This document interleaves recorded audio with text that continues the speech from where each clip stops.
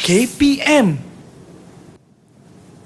Hai semua, anda sedang menonton Sukses STPM 2021 bersama dengan saya, Sean Stevens, selaku hos anda. Dan mata pelajaran kita pada hari ini adalah pengajian am. Jadi kepada pelajar-pelajar yang menonton sekarang, sekiranya anda akan mengambil mata pelajaran ini untuk STPM nanti, pastikan anda berikan perhatian yang sepenuhnya kerana cikgu kita untuk hari ini akan berkongsi kepada anda panduan dan juga tips bagaimana anda boleh mendapatkan skor maksimum bagi setiap soalan. Tetapi sebelum tu, apa kata kita tengok profil guru?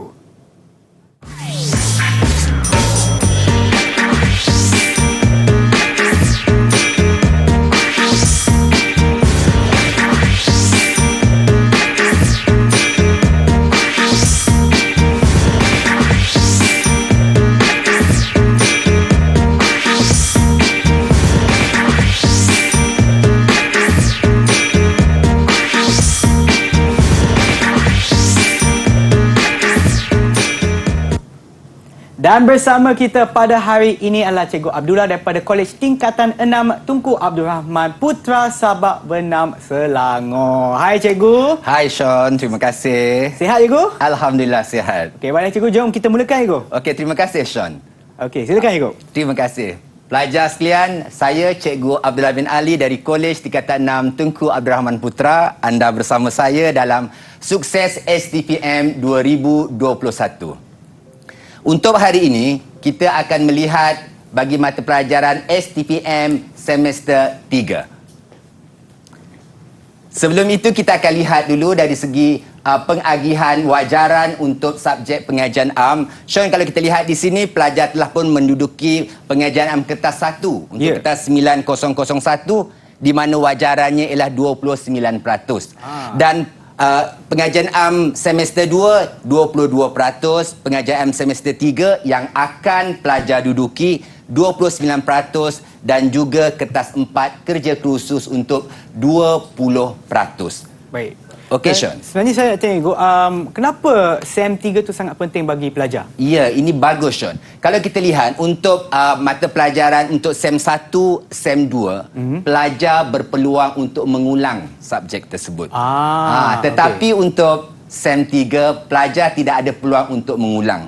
Sebab itu pelajar perlu memberi tumpuan dan mendapat markah yang terbaik untuk peperiksaan SEM 3.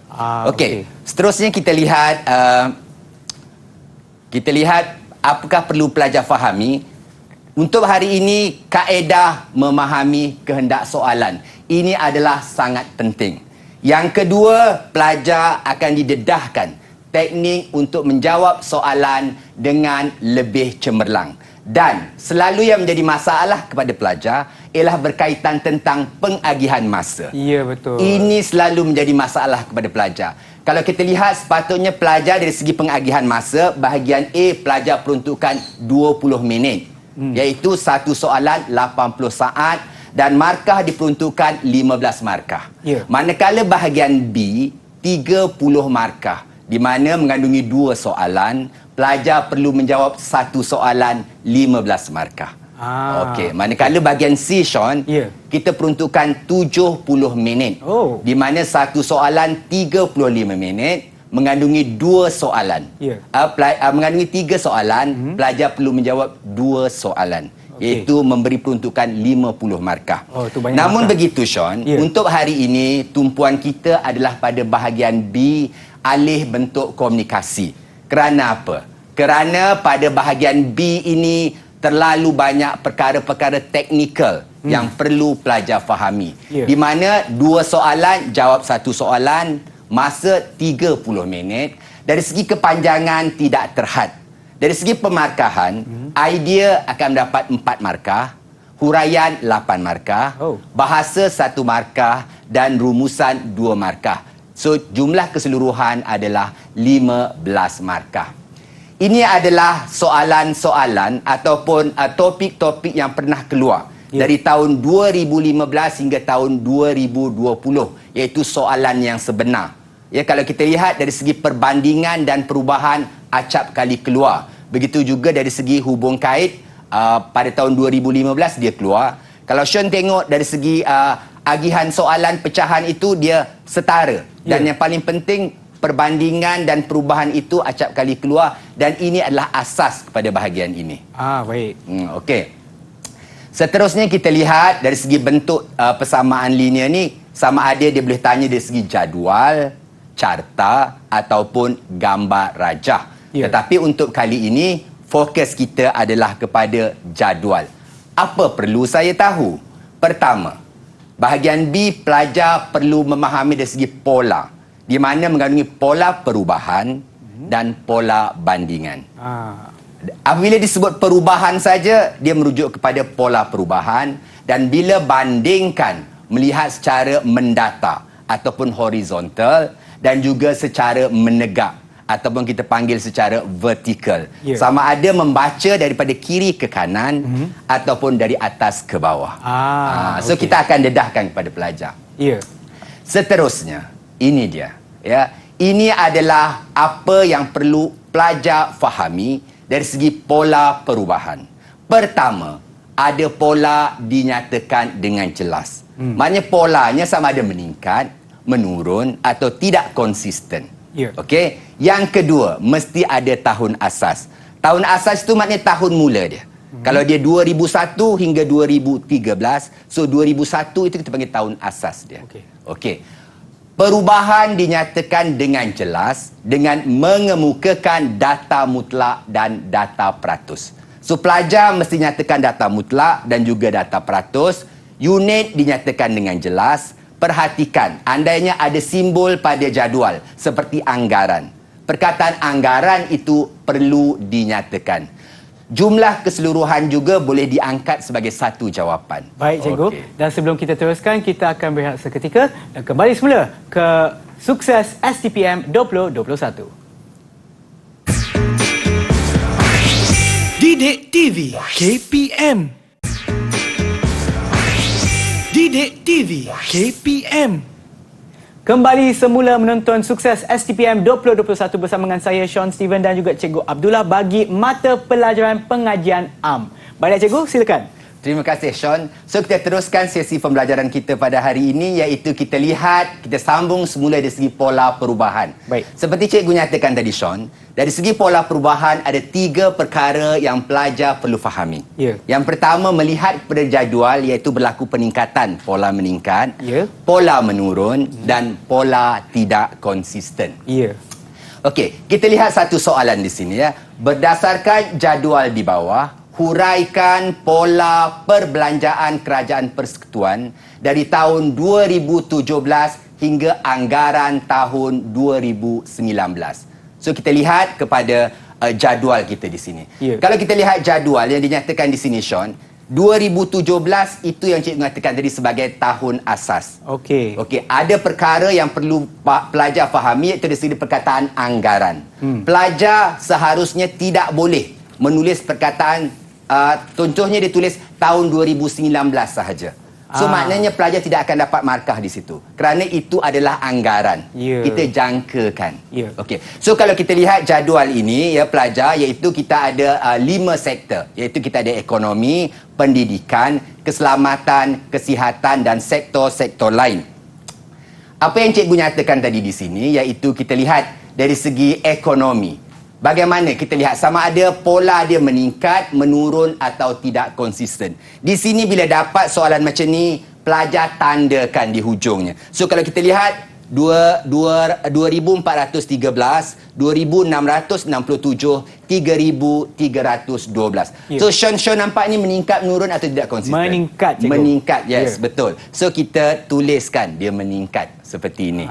So pelajar dah tahu berlaku peningkatan di situ, nampak? Jadi pelajar dah tahu bahawa ekonomi menunjukkan peningkatan. Kita tengok sektor lain. Sektor-sektor lain juga menunjukkan peningkatan.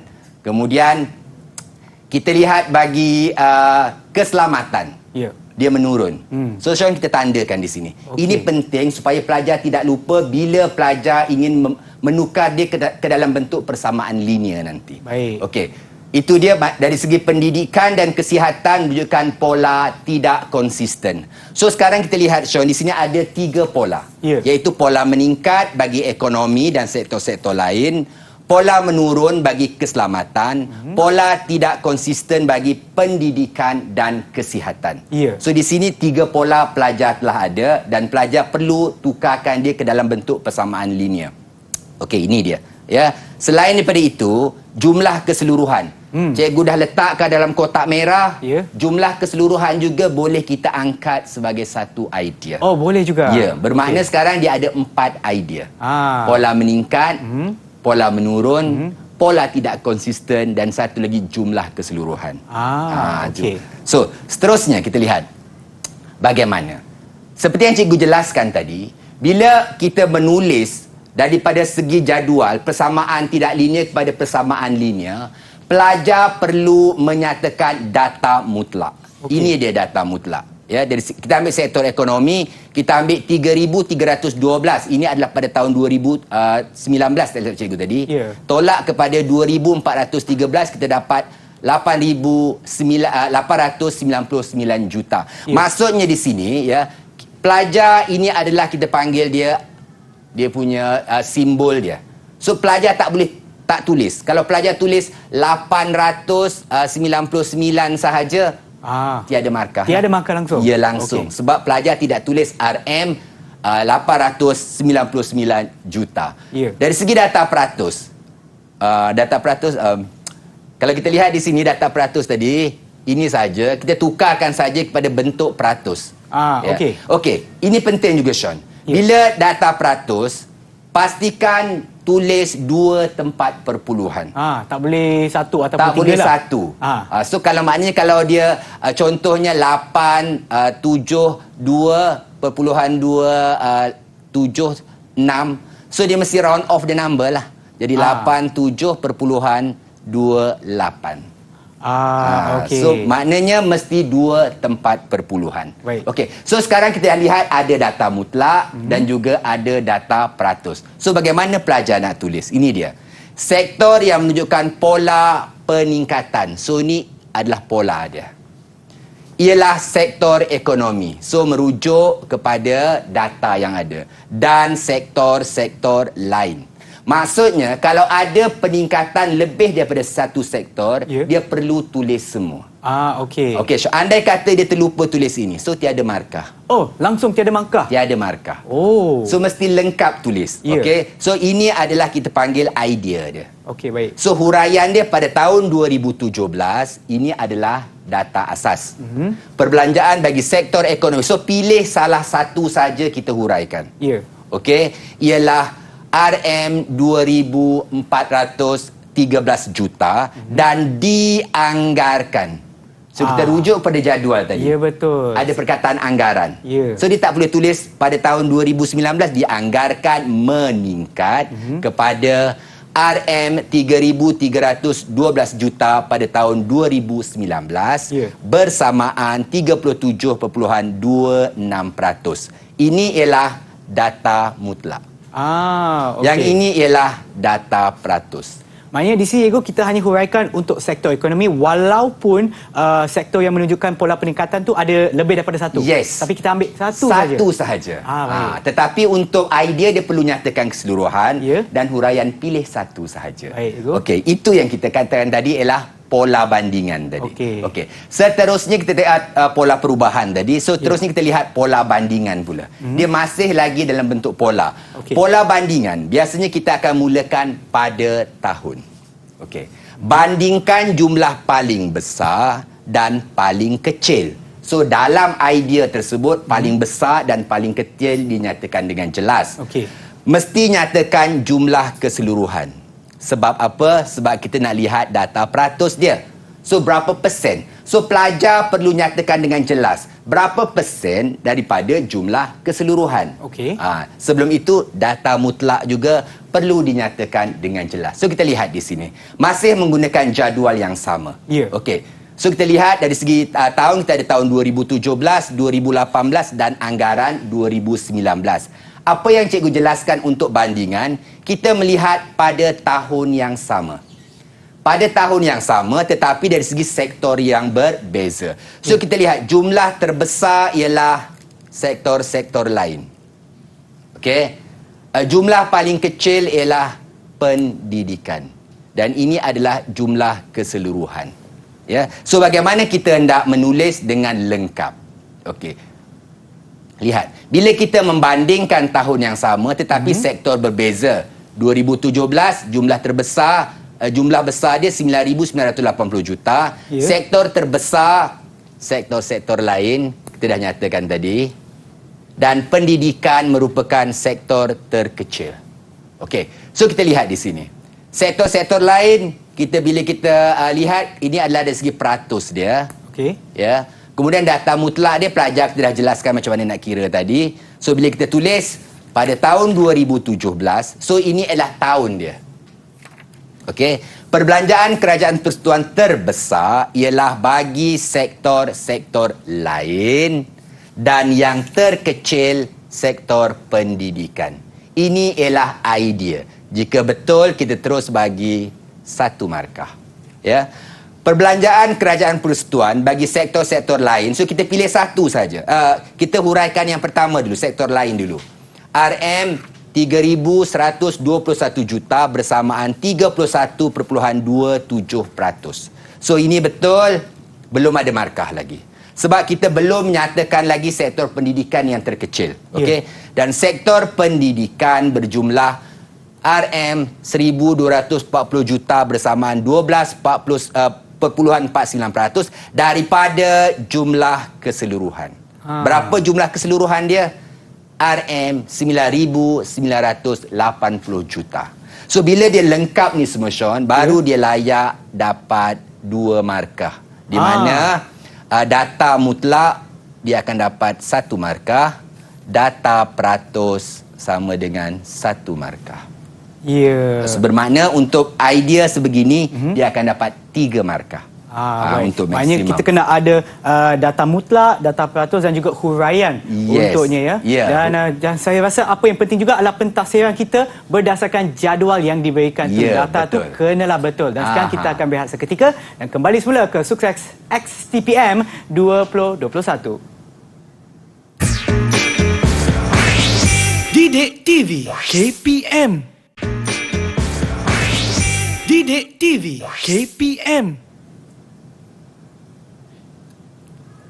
Anda sedang menonton Sukses STPM 2021 bagi mata pelajaran pengajian AM 3 bersama dengan Cikgu Abdullah. Baiklah Cikgu, untuk segmen ni apakah fokus kita Cikgu? Terima kasih Sean. So kita teruskan fokus kita pada hari ini. Sebelum ini kita lihat jadual iaitu dari segi pola. Ya. Seterusnya kita lihat hubung kait. Sama ada hubung kait melibatkan 1 jadual ataupun 2 jadual. So kita lihat soalan dulu. Berdasarkan maklumat dalam jadual di bawah, huraikan mengapa wujud keadaan yang menunjukkan hubung kait antara jumlah keluasan tanaman dan jumlah pengeluaran hasil tanaman dari bulan Januari hingga bulan Mei 2017. So kita lihat jadual ini. Ini dia, ya. Kalau kita lihat di sini jadual, ada 2 perkara yang perlu pelajar fahami, iaitu keluasan tanaman dalam unit 1,000 hektar dan juga jumlah pengeluaran hasil tanaman 1,000 tan metrik. So pelajar perlu melihat hubung kait di antara jumlah keluasan tanaman dan jumlah pengeluaran hasil tanaman. So kita lihat hubung kait dia, ya.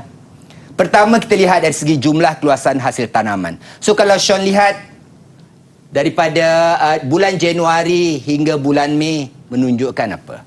Dia adalah dalam keadaan meningkat Cikgu. Yes, betul. Menunjukkan berlaku peningkatan. Ya. Okey. Jumlah pengeluaran hasil tanaman. Apa berlaku pada jumlah pengeluaran Juga hasil tanaman? meningkat, Cikgu. Juga meningkat. So ini yang perlu kita tunjukkan. Bagaimana jumlah keluasan hasil tanaman meningkat dan jumlah pengeluaran hasil tanaman juga meningkat. So berdasarkan analisis data, pelajar akan dapati jumlah keluasan tanaman menunjukkan peningkatan. Okey. Yang kedua, jumlah pengeluaran hasil tanaman utama juga menunjukkan peningkatan. So pelajar perlu rangkumkan di antara analisis data yang pertama dengan analisis data yang kedua supaya ada hubung kait. Di situ yang kita lihat hubung kait. Okey. So berdasarkan 2 dapatan ini, kita dapat simpulkan bahawa jumlah keluasan tanaman utama menunjukkan peningkatan dan jumlah pengeluaran hasil tanaman utama juga menunjukkan peningkatan. Ini bermakna di sini kita telah menunjukkan hubung kait. Dari segi idea di sini, pelajar telah pun mendapat 1 markah. Idea dia betul, dia tunjukkan. Okey. Seterusnya, ya, pelajar perlu nyatakan dengan jelas, ya, bagaimana hubung peningkatan itu. So kita nyatakan pada bulan Januari tahun 2017 jumlah keluasan hasil tanaman utama. So ini kita menunjukkan pada huraian. Okey. Utama menunjukkan meningkat kepada 6121,000 hektar pada bulan Mei 2017, iaitu peningkatan sebanyak 780,000 hektar atau kira-kira 14.60%. Dan jumlah pengeluaran, ini yang hubung kait dia, jumlah pengeluaran hasil tanaman juga menunjukkan peningkatan. Cikgu, saya ada satu soalan, Ego. Okey. Sebab di sini kita buat perbandingan dari segi bulan dia, Ego, daripada bulan Januari ke bulan Mei. Okey. Untuk setiap soalan pun kita kena buat macam tu, maknanya daripada permulaan masa yang diberikan, maknanya Okey. untuk jadual ni adalah bulan Januari sehingga bulan Mei, ataupun kita boleh buat juga daripada setiap bulan, maknanya daripada bulan Januari kita bandingkan dengan bulan, contohnya bulan Mac. Pun boleh ke ataupun mesti daripada yang permulaan dan penghujung? Dari segi masa dia rugi, Sean, sebab dia perlu kira daripada satu. Okey. Sedangkan dia boleh kira sebab semua itu dia akan menunjukkan peningkatan. Ya. So Januari, pada bulan Januari, Februari menunjukkan peningkatan. Dia boleh kira pada bulan yang pertama hingga yang terakhir lah, hingga kepada bulan Mei. Lebih mudah, Sean. Lebih mudah lah. Jadi tidak perlu buang masa di situ. Okey, tapi kita mestilah daripada bulan pertama hingga yang terakhir. Tak boleh bulan pertama, bulan keempat contohnya, tak boleh lah. Kita kena secara keseluruhan. Yes, keseluruhan. Okey, thank you, Sean. So, kita lihat yang tadi kita lihat dari segi keluasan tanaman. Terus kita rujuk kepada jumlah penghasil tanaman. So, sama juga pada bulan Januari 2017, jumlah penghasil tanaman ialah 10,660,000 tan metrik, meningkat kepada 15,101,000 tan metrik pada bulan Mei 2017, iaitu peningkatan sebanyak 4,441,000 tan metrik bersamaan 41.66%. Ini bermakna dia telah mencakupi semua perkara yang diperlukan dalam jawapan, iaitu menyatakan data mutlak. Ini dia. Data mutlak dan juga menyatakan data peratus serta meletakkan hubung kait di situ di antara keluasan tanaman dan jumlah hasil tanaman. Apa lagi satu yang saya nampak, Ego, adalah kita juga mestilah letak dia punya unit. Contohlah dalam jadual kan, ada 1,000 hektar ataupun 1,000 tan metrik. Contohnya kalau kita tak letakkan unit tersebut, contoh Ego, kita akan hilang markah, Ego. Ya, Sean, kalau satu saja tak ada. Contohnya di sini dia tidak letak ni. Ya. So menyebabkan keseluruhan huraian tidak akan dapat markah. Oh, tidak. So itu sebab unit itu sangat penting. Kalau tidak kita tidak boleh baca kerana dia tidak akan memenuhi keseluruhan kehendak. Okey. Itu dia. Seterusnya antara sebab yang boleh disenaraikan. Tadi sebab kalau kita lihat tadi kita hanya pergi pada huraian data. Seterusnya kita perlu dikata kenapa wujud keadaan demikian. So itu adalah kita analisis maklumat pula. Apa yang perlu. So kita lihat antara sebab yang boleh disenaraikan ialah permintaan meningkat. So bila permintaan meningkat, keluasan tanaman perlu diluaskan dan hasil juga meningkat. Penggunaan peralatan moden. Okey. Selain daripada itu, galakan dari kerajaan. Kerajaan beri subsidi, bantuan teknikal. Semua itu mampu meningkatkan pengeluaran hasil tanaman. Seterusnya, penglibatan pihak swasta. So, pihak swasta dia akan buka ladang dalam skala yang besar. So, secara tidak langsung jumlah pengeluasan juga meningkat. Okey, selain daripada itu, kepelbaian penggunaan hasil tanaman. Maksudnya hasil tanaman, contohnya makanan, tidak lagi dibuat sebagai bahan makanan. Dia mungkin berubah dari segi boleh buat kosmetik, terlibat dalam pharmaceutical. Yang semuanya itu akan menjadikan permintaan pada barangan pertanian meningkat. Kerana diperlukan oleh lebih banyak saluran, bukan satu saluran saja. Dia bukan lagi sebagai bahan makanan saja, tapi telah pelbagaikan dari industri hiliran di situ. Okey, so kemudian perkembangan sektor industri. So bagaimana kita nak menjawab dia? Keadaan ini berlaku kerana permintaan hasil pertanian yang meningkat. Okey. So kita ada huraian. Permintaan yang tinggi terhadap hasil pertanian menyebabkan berlaku pembukaan kawasan baharu dan hal ini menyebabkan jumlah pengeluaran hasil pertanian juga meningkat. Sebagai contoh, pembukaan kawasan baharu kelapa sawit menyebabkan jumlah pengeluaran kelapa sawit juga meningkat. Hal ini berlaku kerana permintaan yang tinggi terhadap produk berasaskan kelapa sawit. Maknanya Sean di sini kelapa sawit bukan hanya boleh jadikan minyak sahaja, tapi boleh jadi biodiesel dia buat. Kemudian diubah kepada makanan kesihatan, vitamin. Ya, semuanya itu adalah memastikan bahawa berlaku peningkatan permintaan kepada hasil pertanian. Itu yang kita nak hubung kait di antara keluasan dan jumlah. Kenapa berlaku sedemikian? Dan itulah apa ni kehendak soalan yang cikgu pun telah jawab. Dan sekarang kita akan berehat seketika dan kembali semula ke Sukses STPM 2021. Didik TV KPM. Didik TV KPM. Anda sedang menonton Sukses STPM 2021 bagi mata pelajaran pengajian AM 3 bersama dengan Cikgu Abdullah. Baiklah Cikgu, untuk segmen ni apakah fokus kita Cikgu? Terima kasih Sean. So kita teruskan fokus kita pada hari ini. Sebelum ini kita lihat jadual iaitu dari segi pola.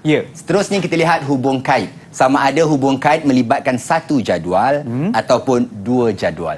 So kita lihat soalan dulu.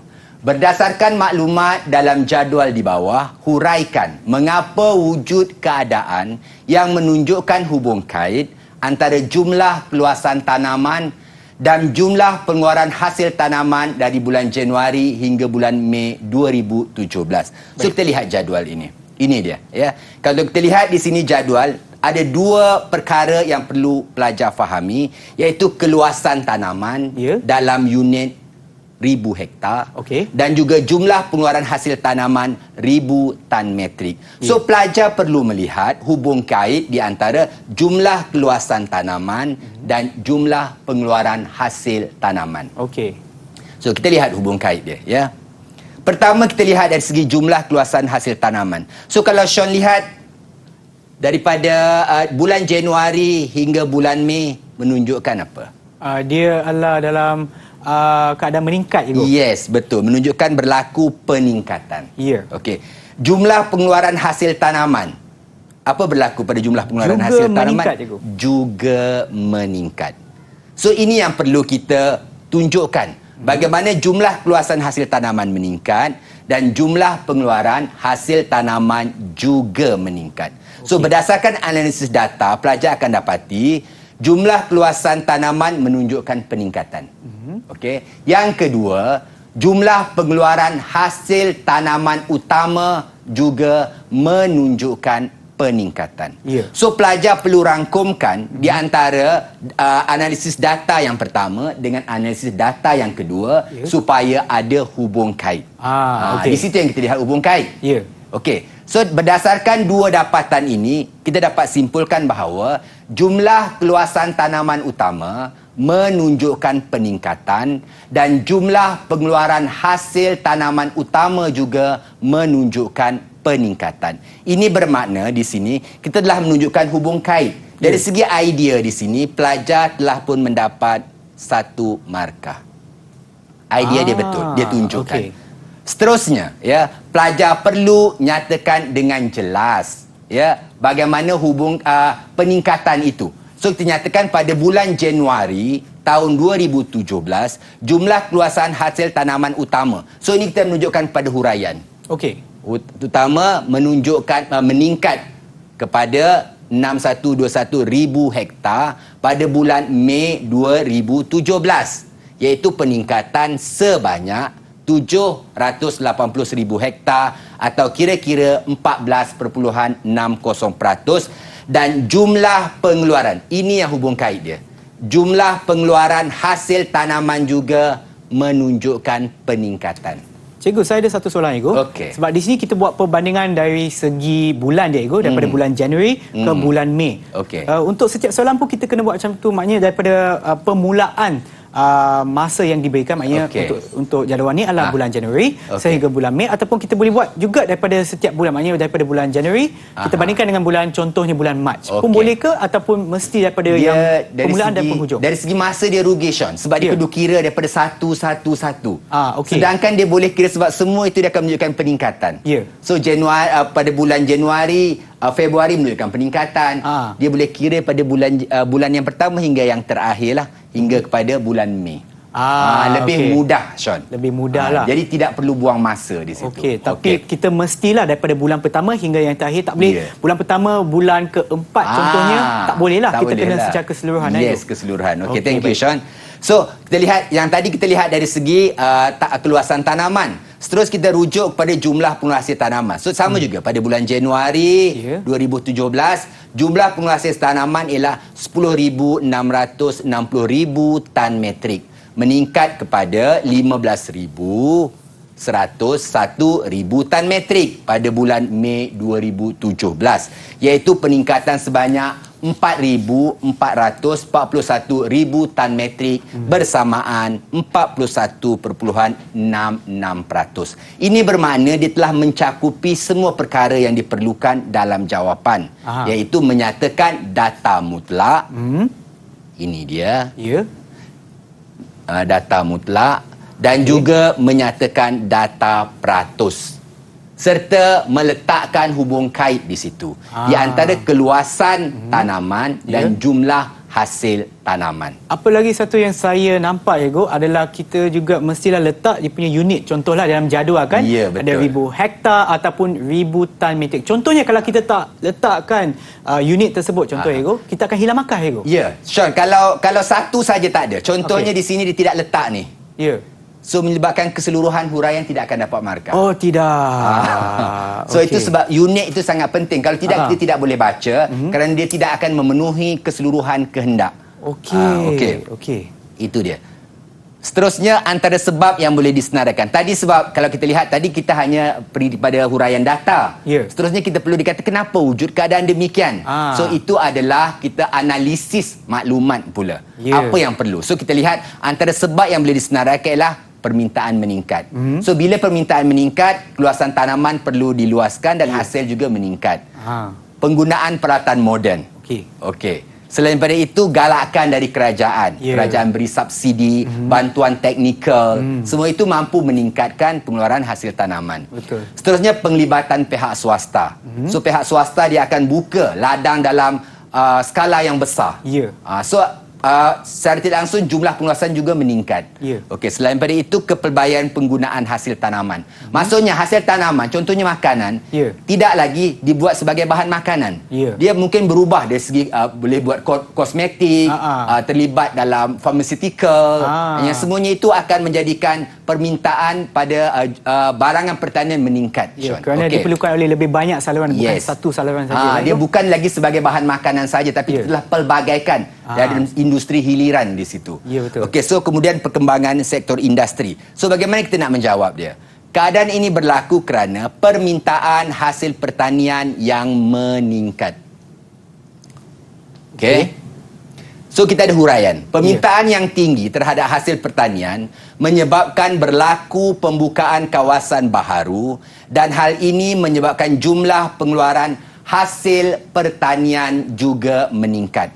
Sebagai contoh, pembukaan kawasan baharu kelapa sawit menyebabkan jumlah pengeluaran kelapa sawit juga meningkat. Hal ini berlaku kerana permintaan yang tinggi terhadap produk berasaskan kelapa sawit.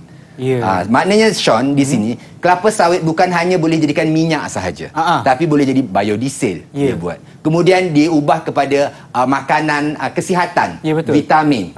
Semuanya itu adalah memastikan bahawa berlaku peningkatan permintaan kepada hasil pertanian.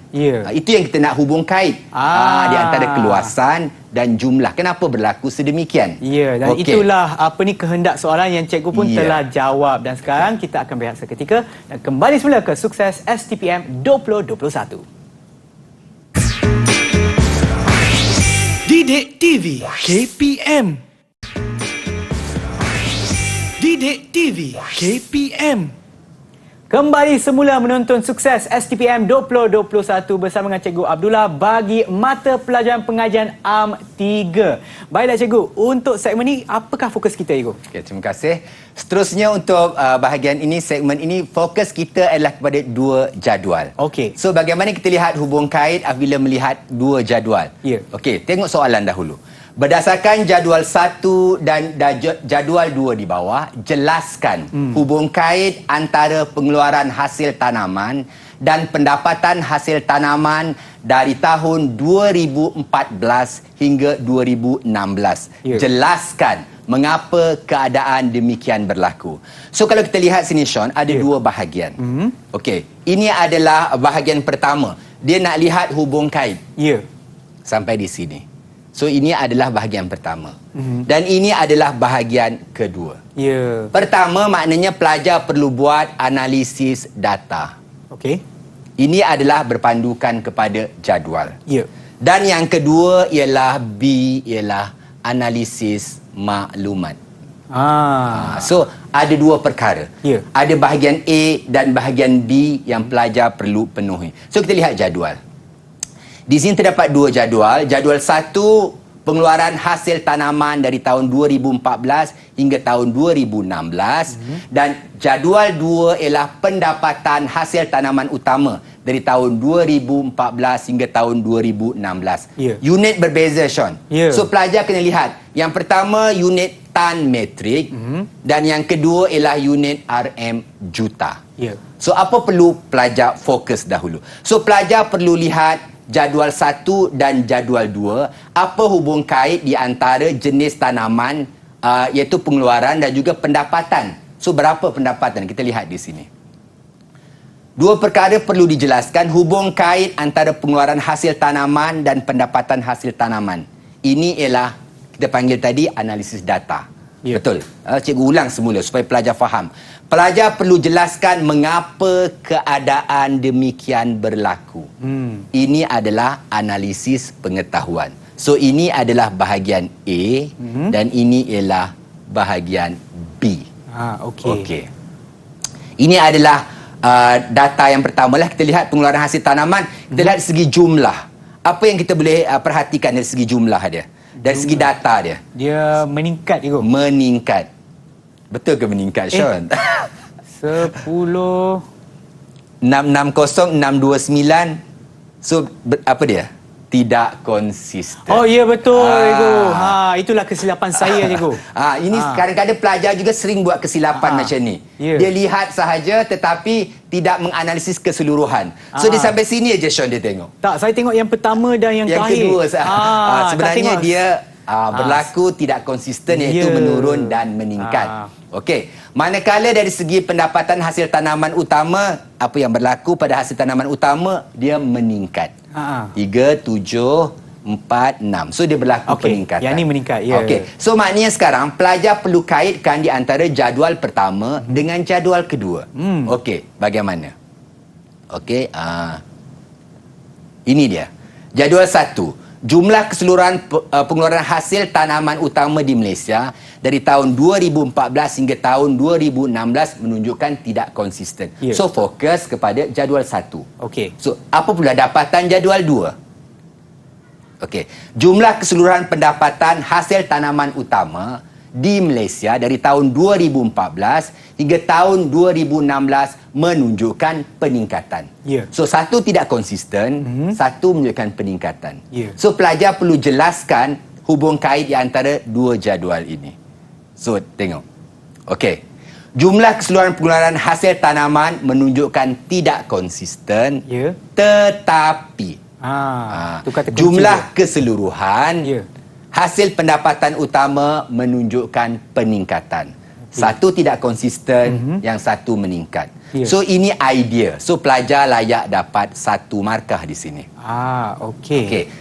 Itu belum lagi pergi pada huraian. Ya. Kemudian barulah dia melihat kepada huraian, sama juga bagaimana kita buat sebelum ni, pengiraan dia. Okey. Mesti ada data mutlak, mesti ada data peratus dan juga unit yang jelas. So jumlah keseluruhan pengeluaran hasil tanaman utama menunjukkan tidak konsisten. Ini adalah kepada jadual pertama. Ya. Tetapi jumlah keseluruhan hasil pendapatan utama menunjukkan peningkatan. Di sini ialah idea dia, Sean. Okey. Selebihnya ialah huraian.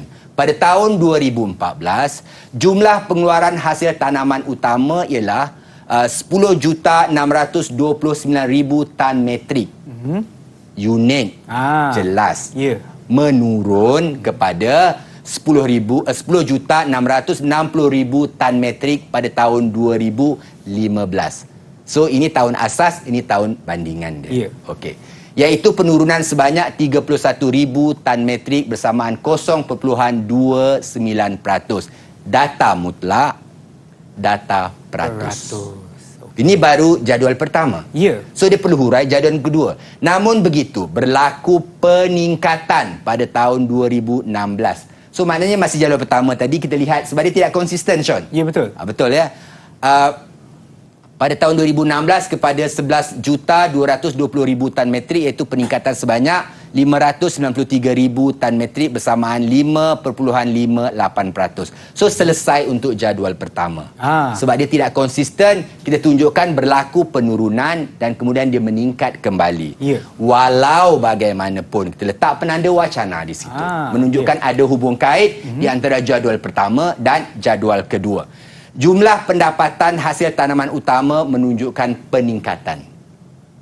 Pada tahun 2014, jumlah pendapatan hasil tanaman utama ialah 3,753,000 tan metrik. So kosong tertinggal sini ada satu.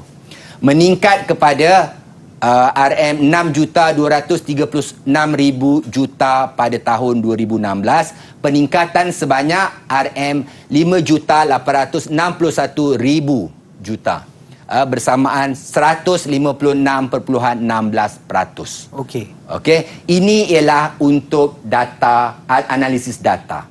Kita lihat contoh satu lagi. Okey. Ya. Ini dia. Kita lihat kepada kelapa sawit. Apa berlaku kepada kelapa sawit? Penghasilan hasil tanaman kelapa sawit meningkat. Meningkat itu. Ya. Pendapatan meningkat. So dua-dua meningkat. Okey. Apa yang perlu kita jelaskan? Pengeluaran hasil tanaman utama meningkat dan pendapatan hasil tanaman utama juga meningkat. So kita rujuk kepada kelapa sawit. Ya. Dua-dua meningkat. Okey. Pengeluaran hasil tanaman utama meningkat dan pendapatan hasil tanaman utama juga meningkat, iaitu kelapa sawit. Ini idea dia. Okey. So tapi kalau ada lebih daripada satu, dia kena senaraikan semua. Okey. Contohnya kalau getah juga meningkat, padi juga meningkat, dia kena senaraikan semua. Okey. Pada tahun 2014, pengeluaran kelapa sawit ialah 8,319,000 tan metrik, meningkat kepada 8,542,000 tan metrik. Iaitu peningkatan sebanyak 223 tan metrik bersamaan 2.68%. Dan pendapatan hasil tanaman utama juga menunjukkan peningkatan. Pada tahun 2014, pendapatan bagi kelapa sawit ialah RM 3,256,000 juta, meningkat kepada RM 5,324,000 juta pada tahun 2016. Peningkatan sebanyak RM 2,068,000 juta bersama 63.51%. So dua telah diberikan dalam analisis data ini. Ya. Okey. Cikgu, tetapi sebelum kita teruskan, Igu, sebenarnya saya nak tanya, Igu, bagaimana kita nak tahu yang mana satu untuk contoh ni adalah hasil tanaman utama, Igu? Yang ni adalah diberikan dalam jadual, maknanya kita kena carikan yang mana adalah hasil tanaman utama lah, Igu? Ya, betul. Okay. Dalam jadual telah dinyatakan dengan jelas. So pelajar perlu analisis jadual tersebut berdasarkan data-data yang diberikan.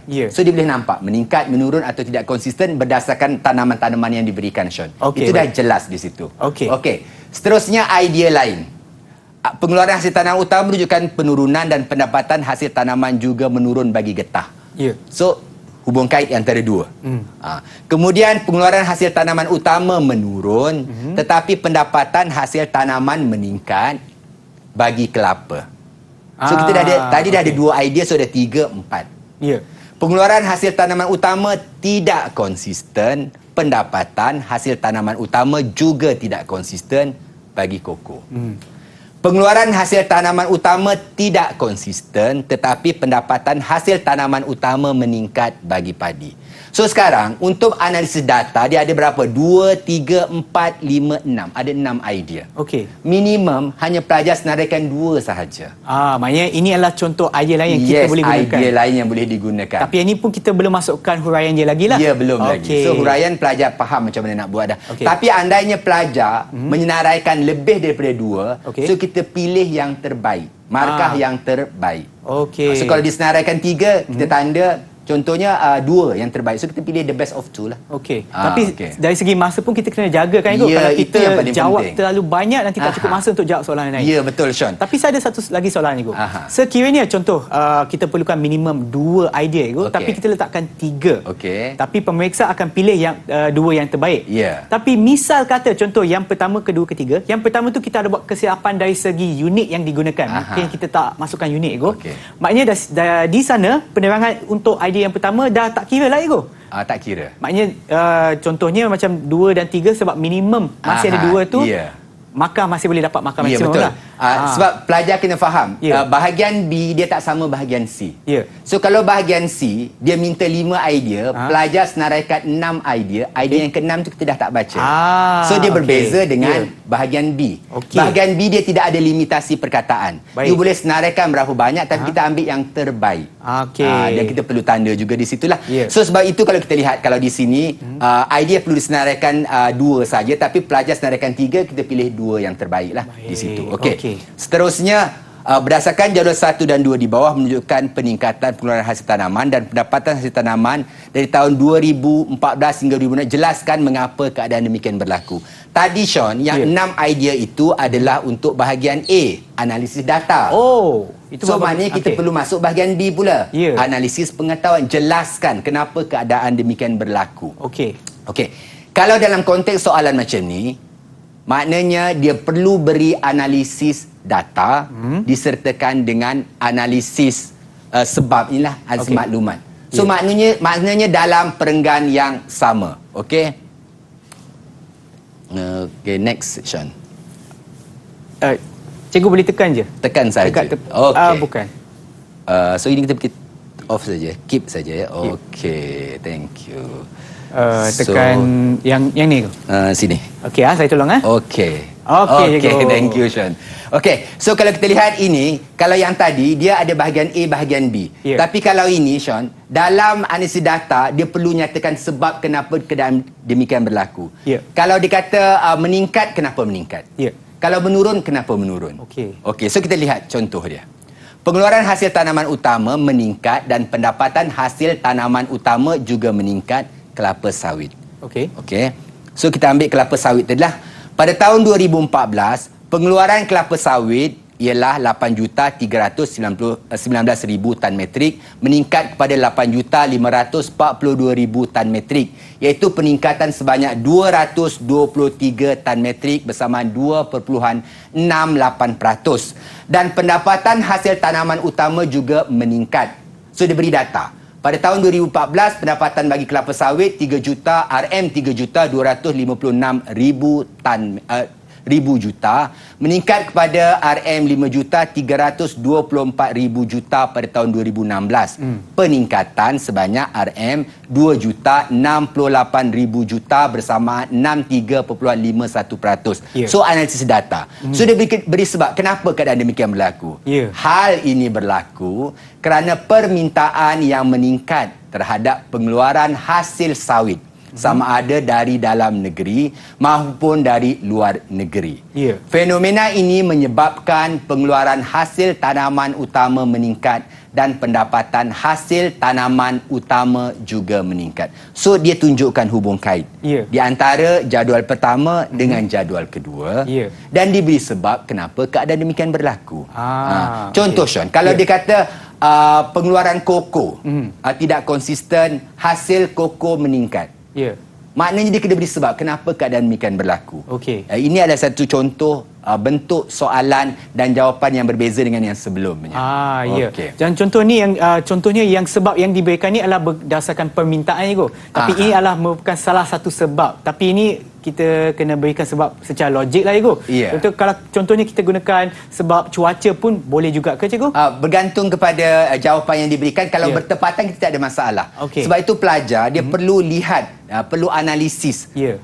Kenapa kan? Contohnya kalau dia kata meningkat, cuaca dia kata. Okey. Keadaan cuaca yang sesuai Ya. menyebabkan iklim yang sesuai, Malaysia sesuai untuk tanaman kelapa sawit. So Ya. peningkatan meningkat. Ya. Atau dia kata penggunaan teknologi moden. Semuanya itu akan mampu meningkatkan pengeluaran hasil kelapa sawit. Ini adalah salah satu bentuk soalan lagi. Ya. Maknanya pelajar bila menjawab dia kena analisis. Sama ada data dan analisis data dan analisis maklumat secara berasingan Ya. A dan B, ataupun analisis data dan sebab itu diletakkan dalam satu perenggan yang sama. So kalau macam ni Ya. dalam satu perenggan yang sama. Ya. Dia berbeza dengan yang sebelumnya lah. Ya. Okey. Baiklah cikgu, dan untuk hari ini sebelum kita mengakhiri pembelajaran kita, cikgu, mungkin cikgu boleh berikan sedikit rumusan kepada apa yang kita dah belajar hari ini, cikgu. Okey, terima kasih.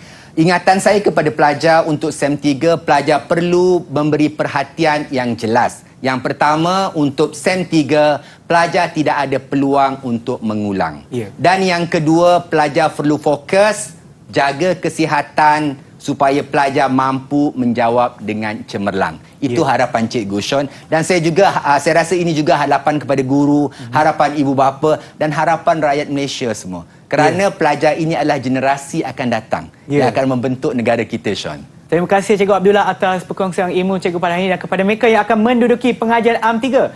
Semoga berjaya kepada anda semua dan kita akan berjumpa di kelas yang seterusnya. Bye semua.